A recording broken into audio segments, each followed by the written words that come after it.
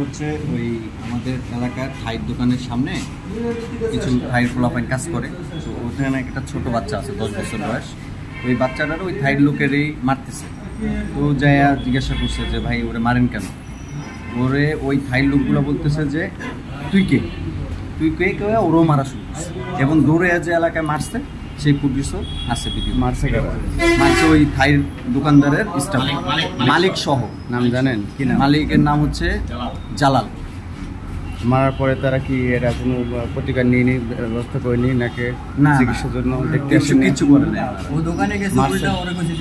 কোনো শত্রুতা ছিল না? না, কোনো শত্রুতা নাই। হঠাৎ করে মারছে? হঠাৎ এইভাবে মারছে? এইভাবে। কি কি ক্ষতি হয়েছে? কোথায় কোথায় মারছে? দুই হাঁটুতে।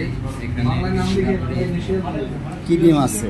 ওই যে থাইর অ্যালুমিনিয়াম দিয়ে। আপনার থানায় অভিযোগ কজন এসেছেন? জি জি। আপনার পরিবারের লোক কি আছে এখানে? কেউ এনে পরিবারের লোক আছে। পেশায় কি কাজ করে? ইন্টারনেটে ব্যবসা করে না কাজ করে?